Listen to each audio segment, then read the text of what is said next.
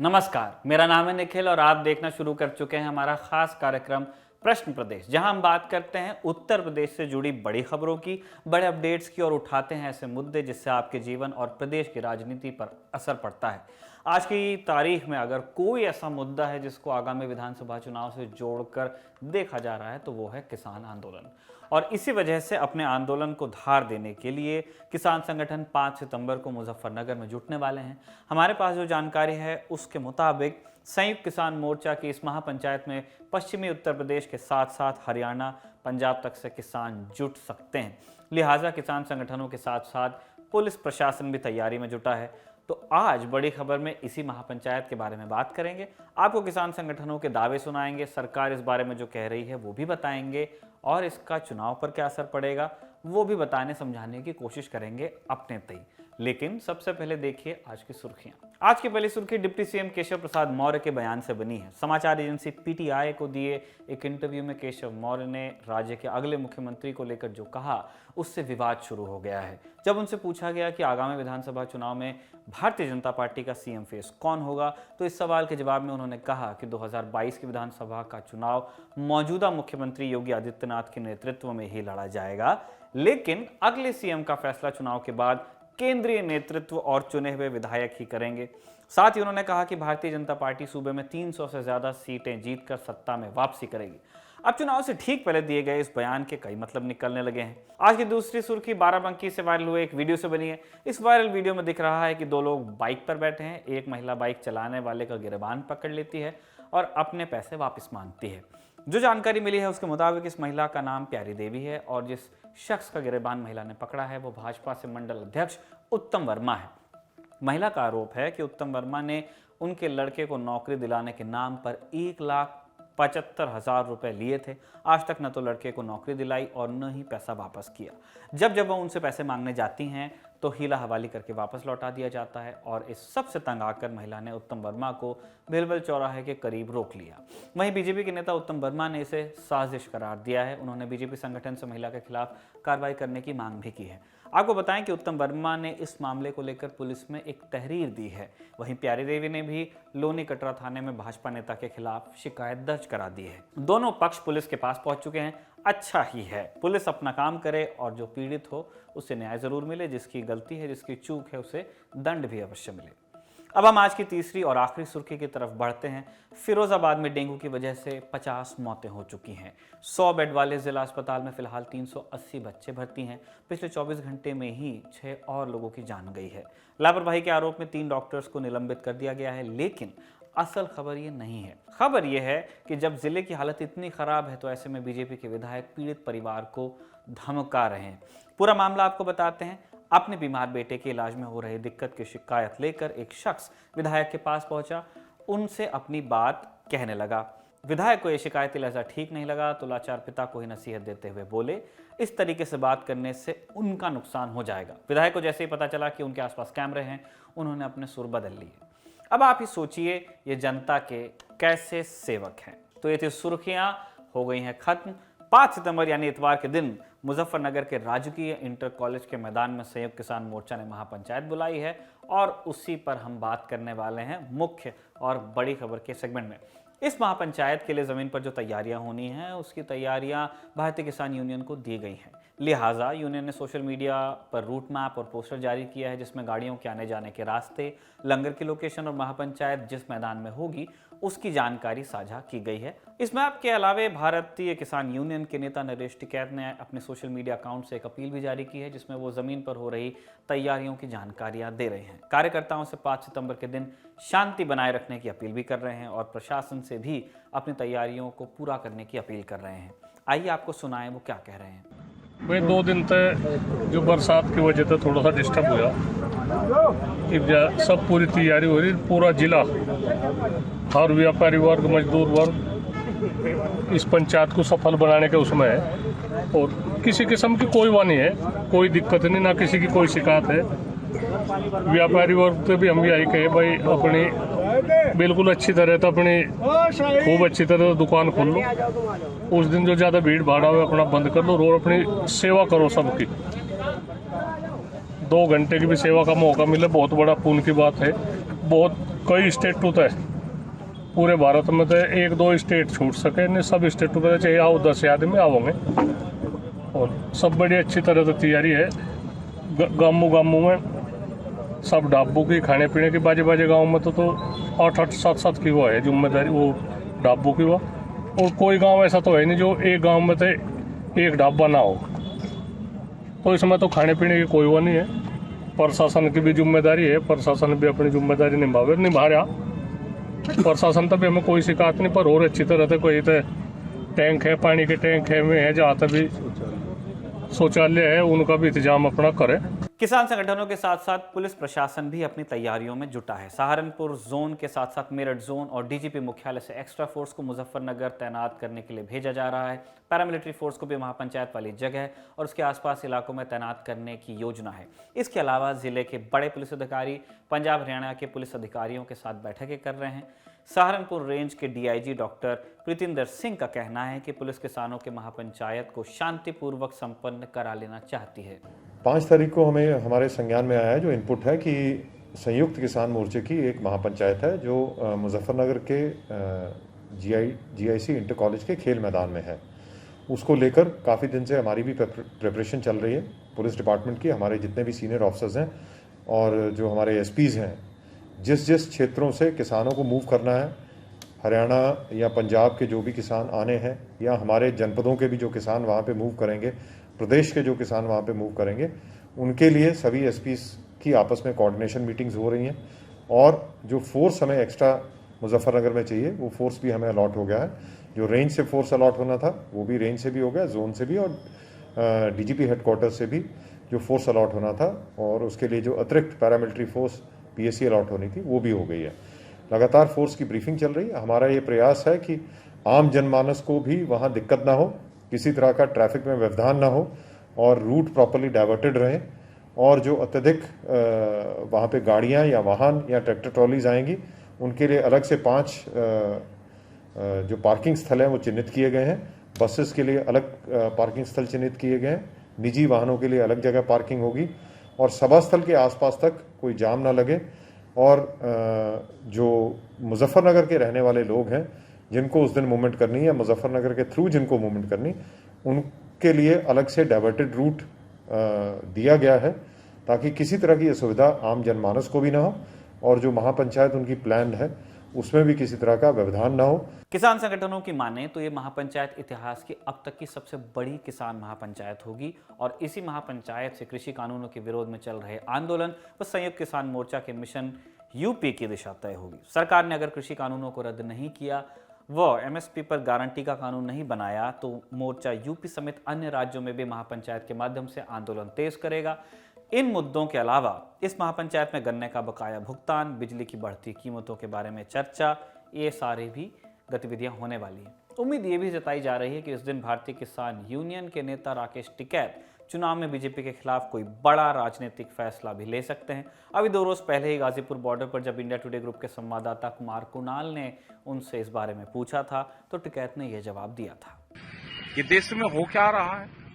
पूरे देश भर में जाएंगे ना, देश भर में मीटिंगें करेंगे, जाएंगे पूरे देश को जागरूक करेंगे, बताएंगे कि अब सोने का टाइम नहीं, अब जागने का टाइम है। देश में जाएंगे या उत्तर प्रदेश में जाएंगे? देश में भी जाएंगे, उत्तर प्रदेश में भी जाएंगे। अभी महाराष्ट्र में तो चुनाव है नहीं, हम 15-16 तारीख में महाराष्ट्र में भी जाएंगे, उससे पहले भी जा रहे हैं। अभी हिमाचल में भी चुनाव नहीं है, वहां पे भी जा रहे हैं, यूपी में भी जाएंगे, सब जगह जाएंगे। यूपी में शायद 17-18 प्रस्तावित पहली मीटिंग या 18 मीटिंग यूपी के अंदर करेंगे, फिर अलग अलग देश के अलग अलग इश्यू में करेंगे। 18 मीटिंग 17-18 जो मंडल वाइज है, डिस्ट्रिक्ट जो मंडल है उन पे करेंगे, एक मंडल पे एक मीटिंग। कब से? 5 तारीख के बाद से शुरू हो जाएगी।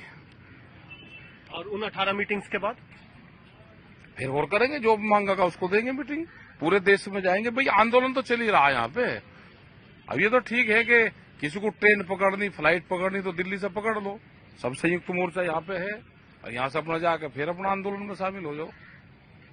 तो एक बड़ी लड़ाई की, लंबी लड़ाई की उत्तर प्रदेश में 18 मीटिंग के साथ तैयारी होगी, बड़ी तैयारी होगी। इस किसान महापंचायत को दमदार बनाने के लिए नरेश टिकैत और राकेश टिकैत पिछले कई महीनों से लगे हुए हैं। राकेश टिकैत गाजीपुर बॉर्डर पर मोर्चा संभाले रहते हैं और यहां से देश के दूसरे हिस्सों में होने वाली महापंचायतों में जाते हैं, भाषण देते हैं, अपील करते हैं और 5 सितंबर को मुजफ्फरनगर आने का न्योता देते हैं। वहीं उनके भाई और जाटों के सबसे बड़े और प्रभावशाली बलियान खाप के चौधरी नरेश टिकैत मुजफ्फरनगर इलाके के तमाम छोटे बड़े गांवों का दौरा कर रहे हैं और इन्हीं दौरों का नतीजा है कि इलाके के वैसे खाप भी इन महापंचायतों में भाग लेने वाले हैं जो पिछले दिनों बालियान खाप या टिकैत बंधुओं से नाराज चल रहे थे। इस इलाके में जाट समुदाय की करीब 2 दर्जन खाप पंचायतें हैं, लेकिन बालियान खाप सबसे बड़ी है और दूसरे नंबर पर है गठवाला खाप। पिछले दिनों जब बीजेपी विधायक उमेश मलिक की गाड़ी पर सिसौली गांव में हमला हुआ था तो बालियान खाप और गठवाल खाप आमने सामने आ गई थी। कहा गया था कि इस टकराव का असर महापंचायत पर पड़ सकता है, लेकिन 2 दिन पहले ही शामली के कुरावा गांव की पंचायत में गठवाला खाप के बाबा राजेंद्र सिंह और बालियान खाप के चौधरी नरेश टिकैत एक मंच पर दिखाई दिए। और इन 2 बड़ी खापों के फिर से साथ आने का सीधा और साफ मतलब है कि इलाके की सभी छोटी बड़ी खाप पंचायतें 5 सितंबर को होने वाली महापंचायत में शामिल होंगी, हो सकती हैं। सरकार को भी इसका अंदेशा है, लिहाजा आज ही सूबे के गन्ना विकास मंत्री सुरेश राणा मीडिया के सामने आए और ऐलान किया कि गन्ना मूल्य में बढ़ोतरी की रूपरेखा तैयार की जा चुकी है और किसान संगठनों से बातचीत के बाद इसका औपचारिक ऐलान किया जाएगा। इसी के साथ उन्होंने गन्ना किसानों के बकाये के भुगतान को लेकर भी विस्तार से जानकारी दी। पहले मंत्री जी को सुन लीजिए, फिर आगे की बात हम आपको बताएंगे। 16-17 से आगे लेकर के चलना चाहता हूं। यदि मैं 14-15 की बात करूं तो 20,601 करोड़ रुपए का भुगतान हुआ। 15-16 में 17,768 करोड़ रुपए का भुगतान हुआ। 16-17 में 14,998 करोड़ रुपए का भुगतान हुआ। और जैसे ही योगी जी की सरकार आई, एक ऐतिहासिक परिवर्तन देखने को मिला और 17-18 में 35,443 करोड़ रुपए का गन्ना किसानों का भुगतान हुआ।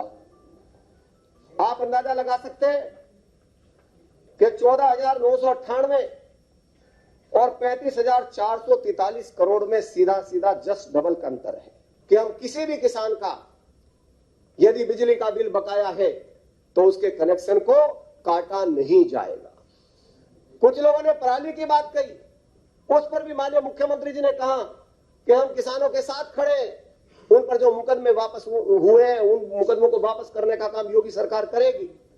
साथ ही साथ गन्ना मूल्य की भी बात लोगों ने रखी कि आदरणीय योगी जी आपने भुगतान बहुत अच्छा करा दिया है, आपने मिलें लगा दी है, आपने मिलों को की जर्जर स्थिति से बाहर आप ले आए हो, पर्ची व्यवस्था आपने ठीक कर दी है। लेकिन आदरणीय योगी जी थोड़ा सा यदि भुगतान गन्ना मूल्य भी बढ़ जाए तो किसानों के हित में होगा।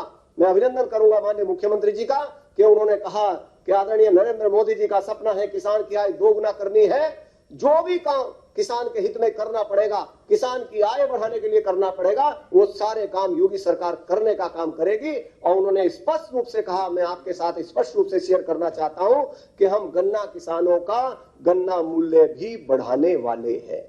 सरकार ने आज ये सारी जानकारी दी क्योंकि उसे पता है कि महापंचायत में भले ही हरियाणा और पंजाब तक से किसान आएंगे, केंद्र सरकार द्वारा पास किए गए कृषि कानूनों को लेकर नारेबाजी होगी, किसान नेता इन मुद्दों को लेकर बड़े बड़े बयान देंगे, लेकिन सरकार और पार्टी की सेहत को जिस मुद्दे से फर्क पड़ेगा वो है गन्ना किसानों के बकाये का भुगतान और गन्ना के मूल्य में बढ़ोतरी। और इसी वजह से सरकार ने महापंचायत के 1 रोज पहले उन मुद्दों को ही खत्म करने की कोशिश की है। जानकार बताते हैं कि इन्हीं मुद्दों को आधार बनाकर भारतीय किसान यूनियन के नेता पश्चिमी यूपी में किसानों को गोलबंद कर रहे हैं। अभी तो 5 सितंबर को ही मालूम चलेगा कि सरकार की इन घोषणाओं से किसानों पर कितना असर पड़ा और इस सरकारी घोषणा के बाद भी किसान संगठन किस हद तक कामयाब हुए। वैसे इस महापंचायत और किसान आंदोलन की दीगर गतिविधियों को लेकर कई लोगों के दिमाग में ये सवाल है कि इनका आगामी विधानसभा चुनाव पर क्या असर पड़ेगा।